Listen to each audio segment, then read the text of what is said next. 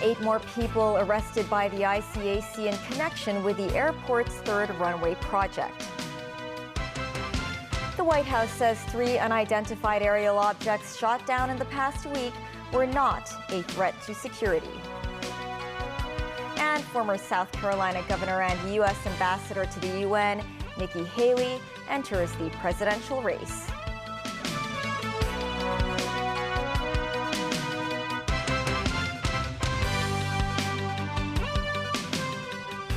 Hello and welcome to TVB News.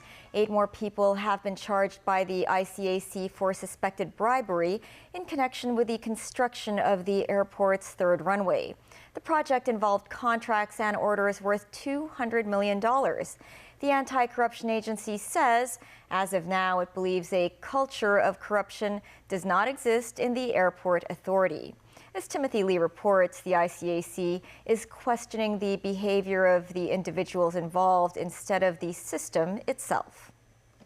Last August, the Independent Commission Against Corruption revealed a major corruption scandal revolving around the airport's third runway project.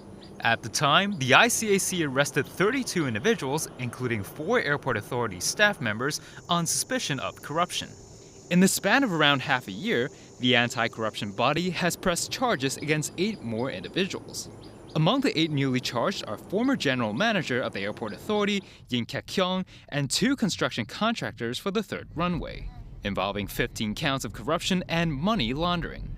Former airport authority principal manager Ricky Lee, who was charged earlier, now faces an additional charge of money laundering. His wife, suspected of managing the laundered funds with an estimated worth of $6 million, is also facing the same charge. The ICAC found during its investigation that Yin Kyung and Ricky Lee were suspected to have received $4.3 million in bribes between January 2017 and August last year. A reclamation sand contractor was suspected to have bribed Lee with $800,000 in exchange for an order for materials worth $140 million. Meanwhile, 2 steelworks and filling materials subcontractors were suspected to have separately bribed the 2 airport authority staff members with $1 million and $2.5 million in exchange for contracts worth $37 million and $28 million, respectively. Still, the ICAC said a culture of corruption does not exist in the airport authority at the moment. The corruption case was simply related to dubious individuals rather than the procedure. After our case turned over, we have been maintaining close liaison with the airport authority on how to improve the procedures, and our corruption prevention departments have given a lot of a list of proposals on how to improve the tendering and other works procedures. The anti-corruption agency said its investigation is ongoing and did not rule out the possibility of more arrests. Timothy Lee, TVB News. Deputy Secretary for Justice Horace Chung said the government is working on legislation for Article 23 of the Basic Law and has not met any difficulties in the process. Chung was speaking to reporters after a meeting today involving senior government officials and lawmakers in the antechamber of the Legislative Council. He said authorities are working at full speed on Article 23 legislation in accordance with the instruction of Chief Executive John Lee, and he hopes there will be concrete progress within this year. On some 6,000 people arrested during the 2019 social unrest who have not yet been prosecuted, Chung said he did not see any delay in the handling of the cases. There have been suggestions that some of the cases may be dropped. Chung said decisions will be announced at an appropriate time.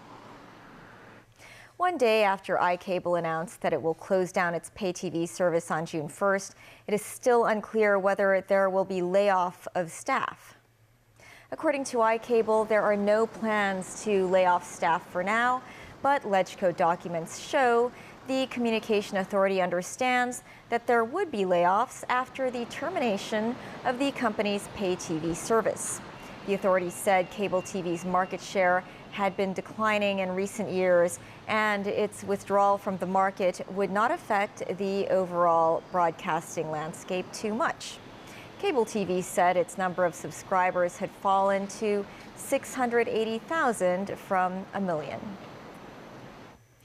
In the U.S., the White House says the 3 unidentified aerial objects shot down in the past week over American and Canadian airspace were not a threat to security. Forensic experts, meanwhile, are examining equipment found in the Chinese balloon that was shot down on February 4th. Nasvi Karim reports. Balloons over the United States are now split into 2 narratives. One concerns what the U.S. says is a Chinese spy balloon. The other relates to 3 benign objects recently shot out of the North American sky at a cost of $2.5 million US. The first storyline is deepening a diplomatic rift between the US and China, which says the civilian airship was for research, with Beijing accusing the US of also sending balloons into Chinese airspace during 2022. The second raises questions as to why US President Joe Biden even bothered, with the military saying they fired 4 missiles at the objects, one of them missing. But isn't it embarrassed by that? The idea that you would take hundreds of thousands of dollars of equipment? Michael, let me answer the question. I don't think the president should be embarrassed, right, by the fact that he took action to make sure that our airspace, civilian airspace, was safe. I don't think that he should. In Washington, lawmakers were largely agreeable that the 3 unidentified objects did not pose a threat. Florida's Republican Senator Marco Rubio even backed the government's decision to shoot them down. They shot it down because they felt it was operating at an altitude that posed a threat to commercial aviation. If we have things flying over our airspace that is not ours, did not coordinate with us and doesn't belong there, that is the definition of danger. The Chinese balloon is a different monster for Biden, who was criticized for waiting until it crossed the continent before shooting it down off South Carolina. Its incursion into U.S. airspace prompted Secretary of State Antony Blinken to pull out of a trip to Beijing aimed at easing tensions between the 2 countries. Washington has rejected Beijing's claim that the U.S. sent more than 10 balloons into Chinese airspace last year. The U.S. military said on Monday it had recovered critical electronics from the Chinese balloon, and experts are trying to identify where the components came from and if laws were broken in supplying high-tech equipment to China. Nasvi Karim, TVB News. Also in the U.S., former governor of South Carolina and U.S. ambassador to the United Nations, Nikki Haley, has kicked off her campaign for the 2024 Republican presidential nomination. She's challenging her former boss, Donald Trump, for the top job.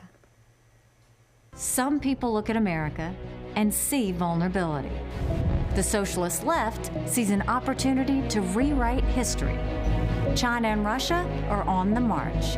They all think we can be bullied, kicked around. You should know this about me. I don't put up with bullies. And when you kick back, it hurts them more if you're wearing heels. I'm Nikki Haley, and I'm running for president. Launching her candidacy more than 20 months ahead of the November 2024 election gives Haley an advantage to draw attention before the Republican field grows in the next weeks and months. A poll puts the support for Haley at 4% of registered Republican voters, far behind Trump at 43%. Turkish President Tayyip Erdogan has vowed to press on with rescue and recovery efforts more than a week after a powerful quake ripped through his country and neighboring Syria. The combined death toll so far has exceeded 41,000, with many survivors enduring homelessness in near-freezing weather conditions. Tracy Furness has more. More people are being found alive under the rubble of collapsed buildings more than 200 hours after the earthquake struck. A man and a woman were rescued from the rubble in the Turkish city of Hatay Tuesday, 8 days after the devastating quake. And a 77-year-old man was found alive in Adıyaman 212 hours after being trapped under the rubble. International rescue crews are continuing to search for survivors in both Turkey and Syria. We arrived in Hatay Saturday, and since then we have not stopped seeing how there are people who are being rescued alive every day.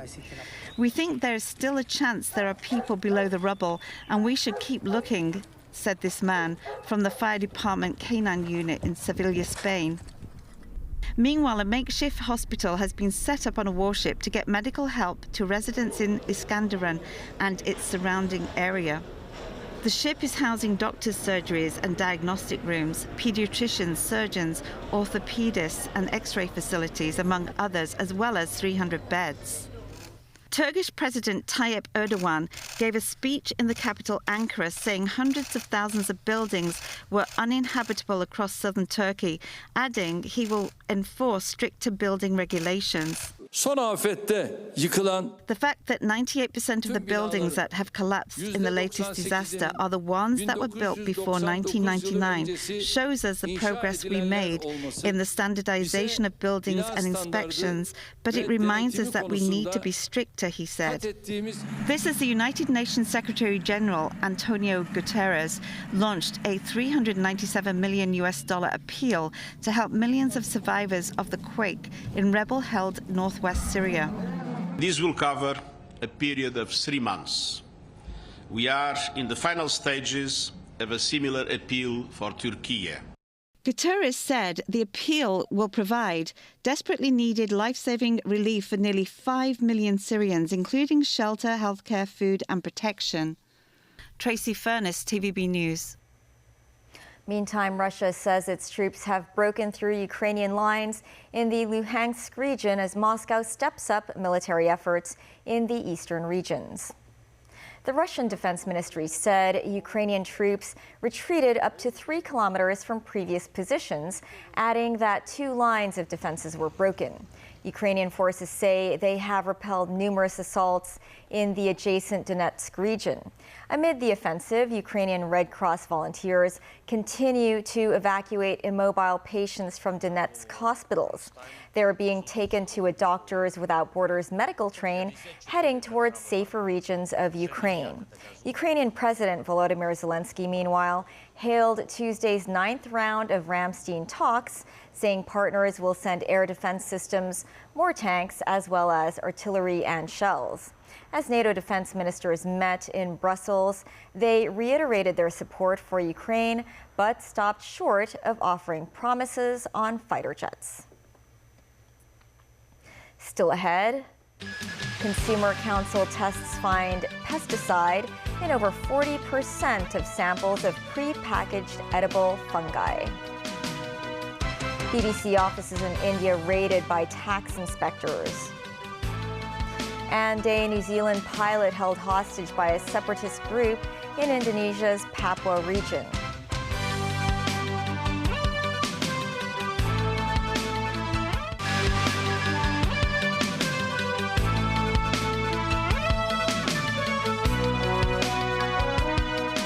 Welcome back. The British Broadcasting Corporation says it is cooperating with the Indian authorities as its offices in Mumbai and New Delhi are raided by tax inspectors. Opposition leaders in India claim the financial investigation is politically motivated after the broadcaster tried to air a program which was critical of Indian Prime Minister Narendra Modi. The audit has been going on at the building containing the BBC for 2 days, but no further details have been released. The recent documentary focused on Modi's role in riots when he was Chief Minister of Gujarat State in 2002.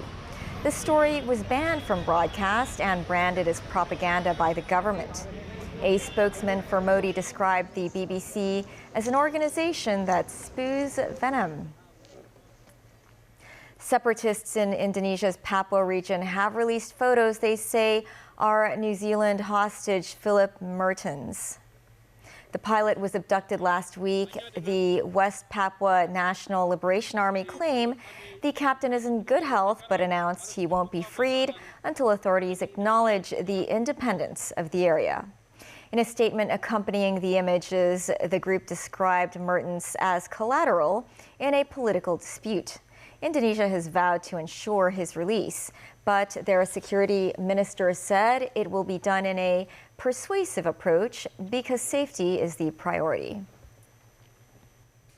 Former lawmaker Au Nok Hin continued to testify as a prosecuting witness for Hong Kong's largest national security trial.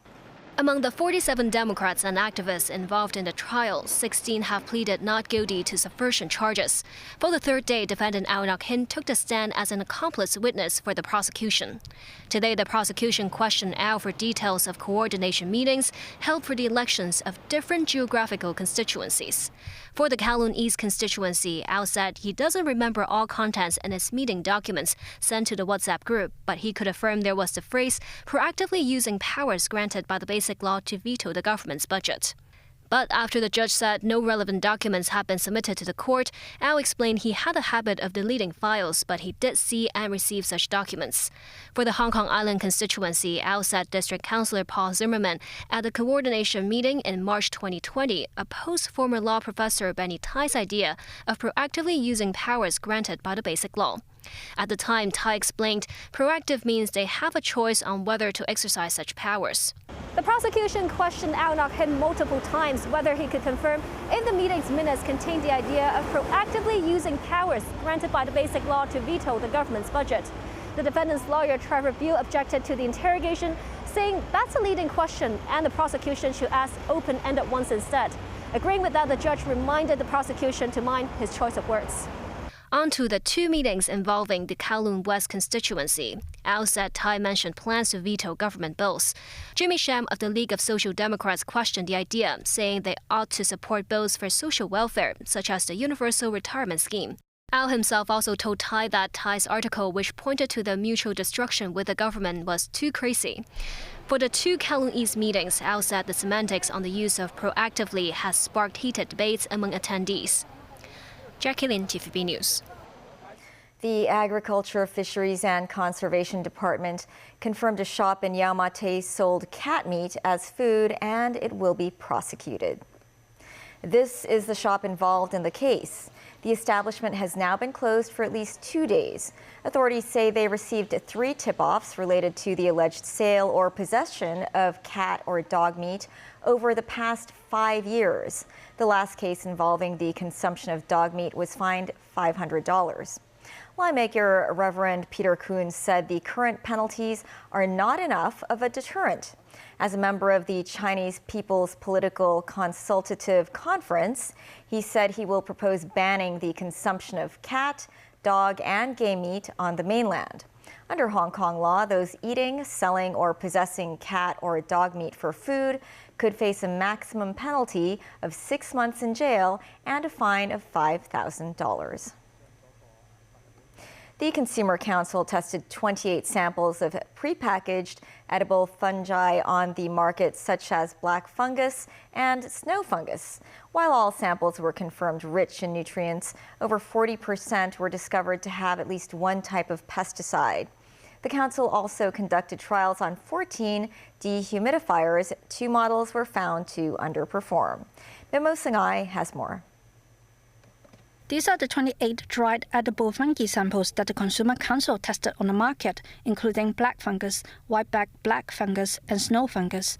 The council said all fungi samples were discovered to be rich in nutrients. For instance, with black fungus containing the highest average iron content, which is an essential element in producing hemoglobin and preventing anemia. But the council said 12 samples contained at least one pesticide residue, adding that one organic sample had 4 types of pesticide residues. While the consumer watchdog says such residues are unlikely to cause major health risks, it advised consumers to watch the fungi carefully before eating. Meanwhile, consumers should avoid soaking fungi at room temperature for over 2 hours to prevent the production of toxic bronchitic acid, as it could lead to deranged liver function and liver death. The Consumer Council also tested 14 dehumidifiers with prices ranging from $2,099 to $6,180. 2 models produced by Whirlpool and Sanusi were found less capable of withdrawing moisture after installing air filters. Under the standard test environment, the Whirlpool model can remove 14 liters of water, 13.2% less than its claim. The performance of Sanusi is worse. Only 11 liters of water can be withdrawn. Under the standard test environment, 23% less than the manufacturer's claim. Not only that, both dehumidifiers only reach grade 1 energy efficiency when operating without an air filter.